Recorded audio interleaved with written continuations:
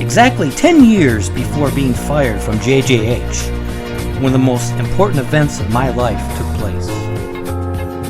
On a summer afternoon in 1977, while guarding at Will Rogers State Beach, I made a rescue.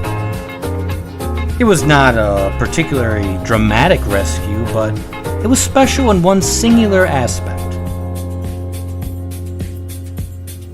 From the Will Rogers headquarters rooftop deck, I saw two kids, about 6 or 7 years old, who seemed to be caught in a riptide.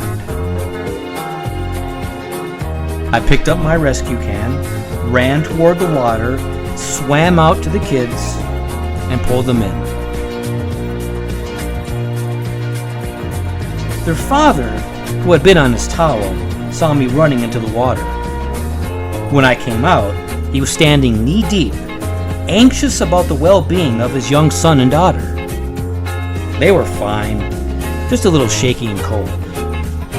After getting them dried off and settled on a towel, their father came up to lifeguard headquarters to assist me in filling out the rescue card. He told me the names of his kids, Tommy and J.C. Irwin, and his own name, Stu Irwin. I said, General Mills presents "You're not Trouble with Father, are you?" And Stu Irwin in Stu Irwin, the star of the sitcom Trouble with Father, was a very famous name to me. No, Stu said. That's my father. As it turned out, Stu and his family lived on Oakmont Drive in Brentwood, just up the street from where I grew up.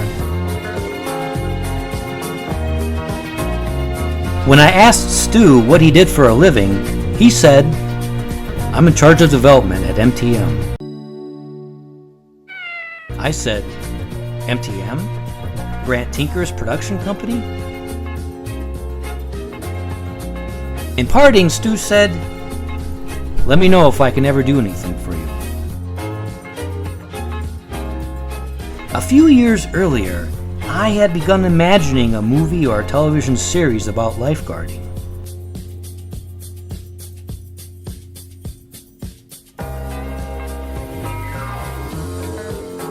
So why didn't I envision a book about lifeguarding? I was not a reader while growing up. I was a fan of television and movies so naturally that I leaned towards those medium forms. Also, lifeguarding is a visual occupation. I felt the visual component of lifeguarding would translate well to the medium of television. Gradually, I put my ideas on paper, detailing the characters, outlining a few possible episodes. And the series I had in mind would capture the excitement of the rescues we made.